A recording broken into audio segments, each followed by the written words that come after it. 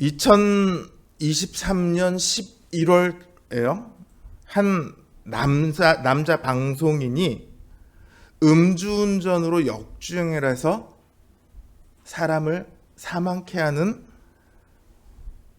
사고가 있었습니다. 이 사람은요, 제가 열심히 찾아봤는데 누군지는 잘 모르겠어요. 2017년에도 음주운전으로 벌금 300만 원을 선고받은 전과가 있는 사람입니다. 2024년 5월 17일 날 재판이 있었어요. 판사가 과거 처벌 전력이 있음에도 또다시 술에 취한 상태로 차량을 운전하다 결국 피해자를 사망에 이르게 해 엄중한 처벌이 불가피하다, 이렇게 말하고 선고를 했어요.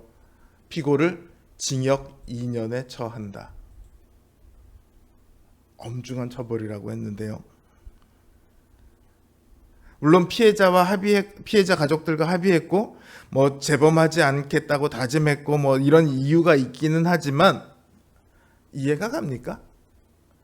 난리가 났죠, 사람들도. 음주운전에 역주행에 사망사고인데 엄중한 처벌이 징역 2년이라는 게 납득이 안 가는 거죠. 사람들이 그 기사에 막 댓글들을 달기 시작해요. 심지어 어떤 사람은 뭐라고 얘기하냐면, 죽이고 싶은 인간 있으면 음주운전으로 죽여도 괜찮겠다, 이런 이야기까지 합니다. 살인하면 10년, 15년 이렇게 되는데 음주운전으로 죽이면 2년이잖아요. 그만큼 말도 안 되는 판결이었습니다. 오늘 본문도요, 사실 말도 안 되는 일들로 가득합니다. 일단 일어난 일들부터 우리가 짚어보고 왜 말도 안 되는지, 어떤 말도 안 되는 일들이 일어났는지, 그리고 그 일들이 왜 일어났는지, 결말이 무엇인지를 우리가 함께 좀 살펴보고자 합니다. 이 말도 안 되는 일들 속에 일하시는 그 하나님의 은혜가 있습니다. 우리에게 주시는 그 하나님의 은혜를 우리가 깊이 깨달아 알고 누리게 되기를 주님의 이름으로 기원합니다. 먼저 집안에서 일어난 일을 볼까요? 6월절을 앞두고 예수님께서 베다니에 오십니다. 베다니에는 나사로가 살고 있습니다. 그래서 나사로는 예수님을 맞이해서 잔치를 벌입니다. 나사로는 예수님과 함께 있고 마르다는 그 잔치의 시중을 들고 있어요. 잔치의 일들을 하고 있어요. 그때 나사로의 여동생인 마리아가 순전하고 귀한 나드기름 한 근을 예수님의 발에 바릅니다. 향유라고 되어 있는데 순전하고 귀한 나드기름, 이렇게 부연 설명이 되어 있어요. 나드기름이라는 걸 잘 몰라서 제가 찾아보니까 그냥 나드기름이라고 있더라고요. 오늘날도 팔고 있어요. 여기 성경에 기름 한 근이라고 되어 있는데 근은 우리나라 단위잖아요. 보니까 한 파운드 약 325g 정도 되는 것 같아요.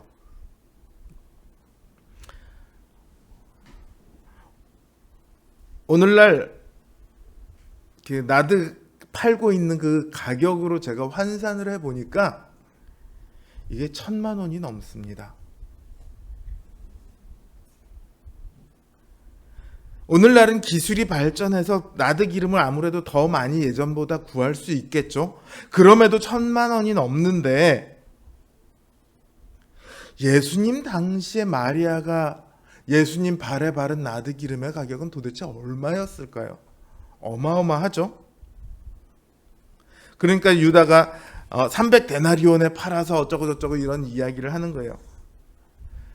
데나리온을 보통 은의 가격으로 따지기도 하고 노동자의 하루치 일당으로 따지기도 하는데 지금 하루치 일당이 보통 10만 원 정도로 책정을 하니까 300데나리온이면 3천만 원 정도 되는 거죠. 자, 마리아는 그 귀한 향유 기름을 예수님의 발에 바르고 자신의 머리카락으로 예수님의 발을 닦습니다. 그 향유를 얼마나 많이 부었는지 온 집이 잔치를 벌이고 있는데도 음식 냄새가 아니라 그 향유 냄새로 가득 찹니다. 그러자 제자 중에 하나인 가룟 유다가 이걸 300데나리온에 팔아서 가난한 사람들에게 나눠줄 수 있을 텐데 왜 그렇게 안 하고 겨우 예수님 발에다가 이거를 허비하느냐, 이런 식으로 얘기를 하죠.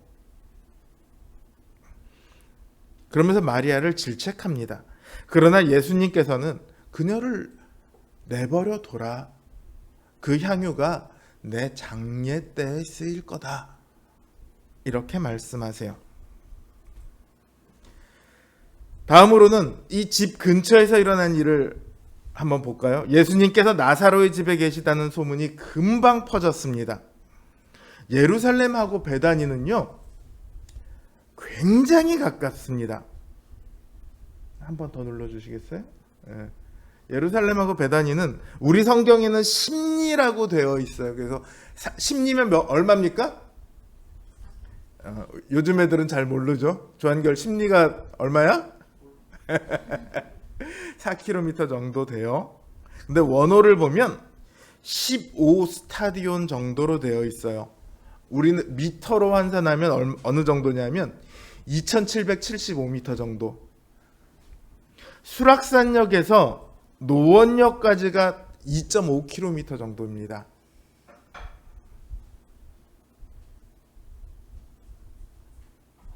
그러니까 이 정도면 오늘날 성인의 걸음으로 40분 정도밖에 안 걸리는 거리예요. 그리고 매일 걸어 다니던 그 당시 사람들 걸음으로는 30분 정도면 충분하겠죠. 그러니까 베다니에 있던 누군가가 예수님께서 오신 것을 보고는 예루살렘에 가서 야, 예수님 오셨어. 나사로 집에 예수님 오셨어. 베다니로 오면 예수님 볼 수 있어. 이런 이야기를 하기에 충분한 시간인 거죠. 많은 유대인 무리들이 예수님과 나사로를 보기 위해 몰려듭니다. 나사로가 죽었던 사실은요, 예루살렘 사람들이 다 알고 있었습니다. 그리고 그 말은 나사로가 살아났다는 사실도 예루살렘 사람들은 알고 있었다는 말이죠. 그런데 그 나사로를 살리신 예수님께서 지금 나사로의 집에 와 있대요. 사람들이 몰려듭니다. 제가 엊그제 박상우 목사님이 새로 심우하게 된 베델교회 회의가 있어서 갔습니다. 그 앞에서 식사를 하러 가는데 망원동이거든요. 거기 위치가. 연예인 한 명이 지나가더라고요.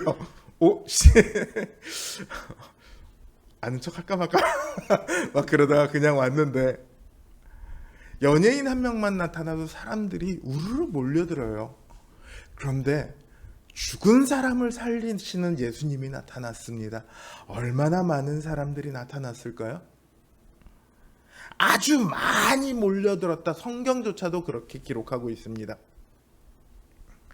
그 집은, 나사로의 집이 그 사람들을 다 감당할 수 있을까요? 못하겠죠. 그 주변이 아마 바글바글했을 거예요. 그 사람들이 나사로와 예수님을 보고서는 많은 사람들이 예수님을 믿습니다. 그러자 이들과는 다른 의미에서 난리가 난 사람들이 있습니다. 예루살렘에 있는 대제사장들입니다. 이들은 예수님을 죽이려고 하는 사람들입니다. 이들이 모여서 의논을 해요. 보아하니 나사로 때문에 사람들이 예수님을 많이 믿고 있거든요. 이러면 안 되는 거죠. 자기들의 계획은 예수님을 죽이는 건데. 그러니까 나사로까지도 죽이려고 합니다. 자신들의 뜻이 이루어지게 하기 위해서는 누구든 죽일 수 있는 사람이라는 거죠.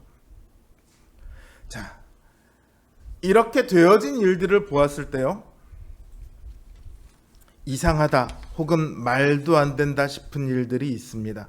한두 가지가 아닙니다. 가장 먼저 죽었다 살아난 사람을 다시 또 죽이려고 합니다. 하나님께서 살리셨는데 다시 죽이려고 합니다. 나사로죠. 그 나사로를 살린 분도 죽이려고 합니다.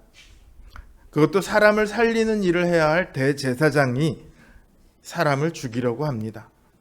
또 베다니의 나사로의 집을 보면 마리아는 살아있는 사람의 발에 향유를 붓습니다. 향유는 보통 아주 조금 사용하는 것 외에는 장사 지낼 때 사용하거든요. 그걸 예수님의 발에 붓습니다. 그 때문에 잔치집이 향유 냄새로 가득하게 됩니다. 잔치집이 아니라 무덤의 냄새로 가득 차게 된 거죠. 또 그 집에 가룟 유다가 있습니다. 죄 없는 예수님을 팔려고 하는 제자, 예수님을 따라다니는 제자입니다. 돈깨를 맡았는데 거기서 도둑질을 합니다. 예수님께 향유를 부은 선한 일을 한 마리아를 질책합니다. 말도 안 되는 일들 투성이죠. 이처럼 말도 안 되는 일들이 일어난 계기는 예수님께서 그 자리에 나타나셨기 때문입니다. 가장 말도 안 되는 일이에요. 지금 대제사장들과 바리새인들이 사람들을 시켜서 예수님이 어디 있는가를 찾고 있습니다. 이유는 딱 한 가지입니다. 예수님을 죽이려는 거죠. 그런 그들이 있는 곳 바로 옆에 베다니에 예수님께서 오십니다. 예수님이 베다니에 있다는 소식이 예루살렘에 전해졌을 때 대제사장들도 그 소식을 들었습니다. 소식이 안 전해진다면 그게 더 이상하겠죠. 그러니까 예수님은 베다니에 오시면 안 됩니다. 그게 정상이죠. 그러나 예수님은 이 모든 일들을 아시면서도 오셨습니다. 그리고 그 베다니를 거쳐 예루살렘으로 가시는 걸음이 이 땅에서의 마지막 걸음이 될 거라는 사실을 예수님은 누구보다 잘 알고 계십니다. 이제 예루살렘에 올라가시면 죽게 될 거예요. 그래서 마리아의 향유를 놔뒀다가 자신의 장사에 쓰라, 그렇게 말씀하고 계십니다. 또 가난한 자들은 너희와 함께 있으나 나는 항상 있지 않으리라, 이렇게 말씀하십니다. 예수님은 죽을 것을 알면서도 베다니에 오셨고 죽기 위해 예루살렘으로 가고 계십니다. 왜냐하면 그 길이 예수님은 죽는 길이지만 모든 이들을 살리는 길이기 때문입니다. 모두를 구원하기 위해서 예수님의 생명이 필요합니다. 기독교의 구원은요, 참 이상한 방식입니다. 기독교에 대해서 반감을 가진 사람들이 가장 많이 하는 말이 뭐냐면, 야, 나는 착하게 살았는데 왜 나는 구원 못 받고 저 나쁜 놈은 왜 예수 믿는다는 이유만으로 구원받아? 이렇게 말하거든요. 착한 사람이 구원받는 게 아니에요. 이상하잖아요. 세상 사람들의 눈에 보기에는. 말도 안 되는 방식으로 구원이 이루어집니다. 여러분, 세상 어디에 자신을 모르는 사람을 위해 죽는 사람이 있을까요? 가끔 그런 분들이 있어요. 우리가 의인이라고 부를 만한 분들이죠. 물에 빠진 사람을 구하고 자신은 죽는 그런 분들이 있어요. 그런데요, 세상 어디에 자신을 적대시하는 사람을 위해 죽는 사람이 있을까요? 자신의 원수를 위해 죽는 사람이 어디 있을까요? 사람도 그럴진데 하나님의 아들이 자신의 원수된 사람들을 위해서 죽으십니다. 이게 정상입니까? 세상 사람들에게 이 말을 하면 다들 말도 안 되는 소리 하지 말라고 할 거예요. 실제로 그렇게 하죠. 그런데 이 말도 안 되는 일이 우리를 살립니다. 앞에서 제가 이상하다고 했던 일들 있잖아요. 예수님은 죽기 위해 가시고요. 마리아는 예수님 발에 향유를 붓고요. 잔치집이 장례식장처럼 변합니다. 예수님의 제자는 예수님을 팔려고 합니다. 그리고 하나님의 뜻을 가장 잘 따라야 할 이들은 예수님을 죽이려고 합니다. 이 모든 이상한 일들이 결말이 뭡니까? 예수님의 죽음이에요. 이 이상한 일들의 연속을 통해 예수님은 죽으셨고 그 죽으심을 통해 우리가 구원을 받습니다. 이상한 방식들이 모여서 놀라운 결과를 내는 것, 그걸 뭐라고 하죠? 기적이라고 하죠. 우리의 구원은 기적입니다. 그래서 신자로 산다는 건요, 기적을 사는 겁니다. 우리는 지금 기적을 살아가고 있습니다. 우리가 하나님의 백성이 된 것도 기적이고요. 거기서 떨어져 나가지 않고 아직도 하나님의 백성으로 살고 있는 것도 기적입니다. 오늘 여기 이렇게 예배하러 나온 것도 기적이고 하나님의 말씀을 듣고 있는 것도 기적입니다.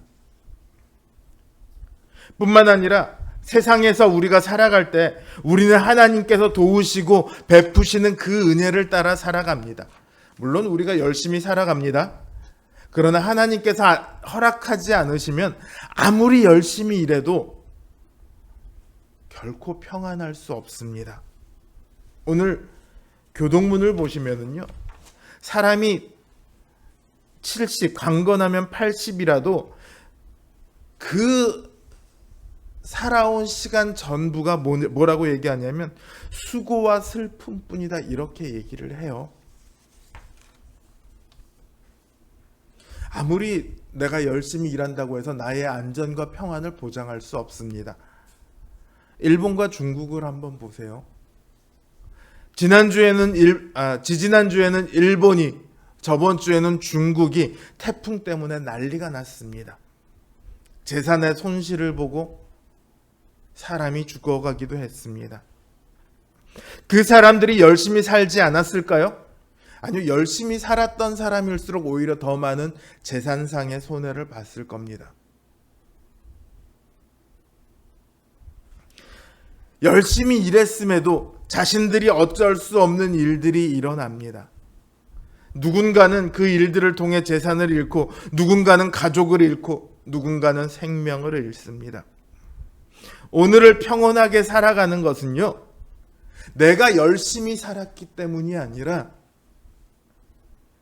하나님께서 보호하시는 은혜 때문입니다. 하나님의 은혜로 사는 삶이 왜 기적이 아니겠습니까? 사실 살다 보면 말도 안 되는 일들이 많이 일어나요. 그 말도 안 되는 일이 우리에게 좋은 일로 일어나면 어우, 기적이야, 아싸, 대박, 뭐 이렇게 표현하겠지만 대체로 예상 밖의 일들은요, 안 좋은 결과로 일어납니다. 말도 안 돼, 왜 나한테 이런 일이 싶죠. 그런 일들이 우리 삶 가운데 빈번하게 일어납니다. 어떤 때는요, 그런 일들이 겹쳐서 일어나기도 합니다. 옛말에도 좋은 일은 혼자 오고 나쁜 일은 뭉쳐서 온다, 이런 말이 있습니다. 그런 말도 안 되는 일들이 우리에게 일어나면 신자들조차도요, 그러면 안 되는 걸 알면서 하나님께 따지게 됩니다. 하나님, 도대체 저한테 왜 이러세요?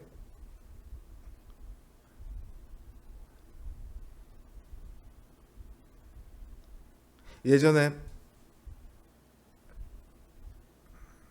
우리 정지원 사모님이 말라리아에 걸렸을 때 병원에서 처음에 이게 무슨 병인지를 몰라요. 한국에 말라리아에 걸릴 일이 없거든요. 동남아 갔다 오셨어요? 아니요. 그러니까 병원에서 처방을 못 해요. 점점 몸은 안 좋아지고 있고 이러다간 죽을 것 같은 상황이 됐어요. 그때 하나님이 도대체 나한테 왜 이러시는지 모르겠어요. 그렇게 얘기를 하더라고요. 그런데 한 병원에서 한번 말라리아 검사를 해보자 라고 해서 말라리아니까 약 먹고 바로 치유가 됐어요. 신자들도 하나님 저한테 도대체 왜 이러세요? 이럴 정도인데 하나님을 믿지 않는 사람들이야 오죽하겠습니까? 가난해서 당장 먹을 게 없는 사람들에게는요 기적이 필요합니다. 병에 걸려서 죽어가고 있는 사람에게는 기적이 필요합니다. 자신이 하지 않은 일로 모함을 받아 감옥에 갇힌 사람에게는 기적이 필요합니다. 그들에게만 기적이 필요할까요? 세상을 살아가는 누구에게나 기적이 필요합니다. 오늘 우리가 누리고 있는 이 하나님의 은혜가 그들에게도 필요합니다. 그들에게 복음을 전하는 것 아주 중요하죠. 하지만 당장 아주 필요한 아주 작은 도움을 주는 것도 중요합니다.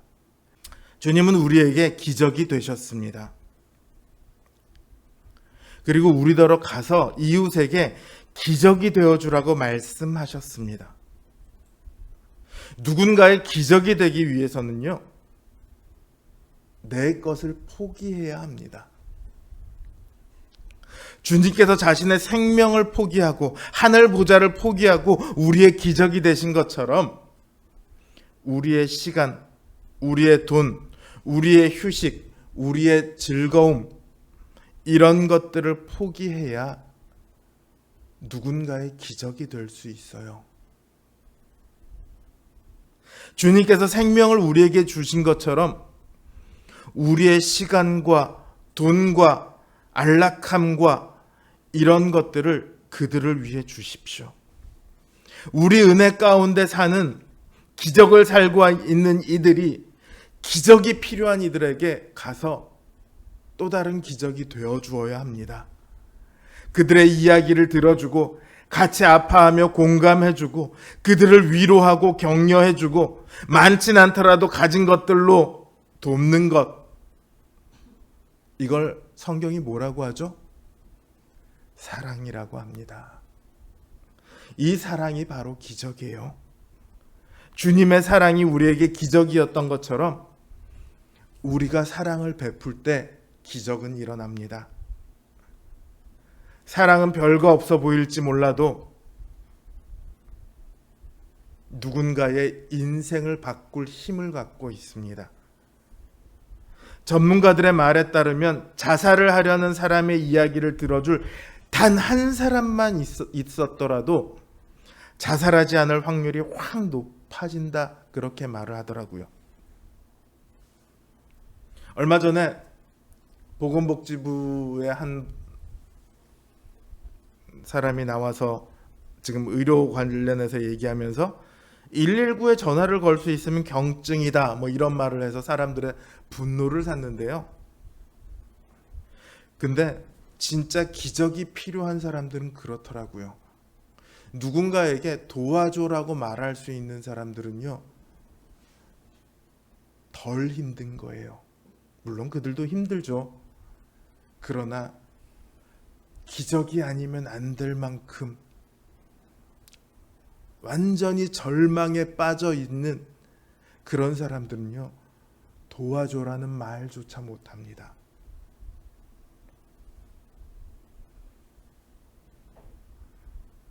말할 힘이 없어요.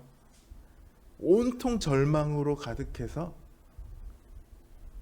누군가의 도움을 전혀 기대할 수 없습니다.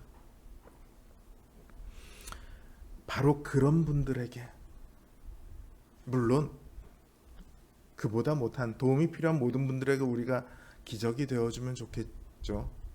그러나 이런 분들에게는 정말로 우리의 사랑이, 우리의 관심이 필요하지 않겠습니까? 그러니 주변을 유심히 보십시오. 귀를 기울이십시오. 그들이 도와달라고 하지 않더라도 가서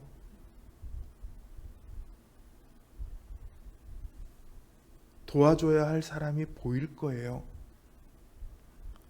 내가 기적이 되어줘야 할 사람들이 보일 거예요. 사랑하는 성도 여러분, 우리가 더 많이 사랑했으면 좋겠습니다.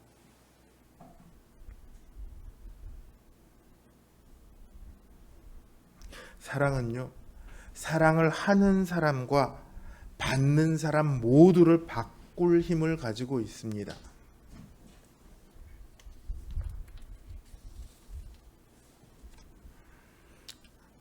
사랑을 하면요, 사랑을 받는 것만큼 혹은 그 이상으로 우리의 삶이 정말 기적으로 가득 차게 될 겁니다. 내가 한 것 이거밖에 없는데 저 사람이 그걸로 이렇게 변했다고? 사람이 살아나는 걸 보게 될 겁니다. 예수님을 미워하던 사람이 예수님을 믿는 걸 보게 될 겁니다. 온통 세상을 향해 분노로 가득 찬 사람이 또 다른 사랑하는 사람이 되는 걸 보게 될 겁니다. 안 그래도 기적을 살아가고 있는 우리들인데 그런 기적들이 우리 삶 가운데 있다면 그 기적은 정말로 차고 넘치는 거겠죠. 옛날에 2005년경에 옛날인가요? 2005년경에 예수님 누가복음을 기준으로 예수님 애니메이션을 만들었던 게 있었어요. 그 제목이 뭐였냐면 미라클 메이커였습니다. 저는 오늘 우리가 미라클 메이커였으면 좋겠습니다. 이 땅에 기적을 보이는 사람들, 사랑이 넘치는 사람들이 되시길 주님의 이름으로 기원합니다.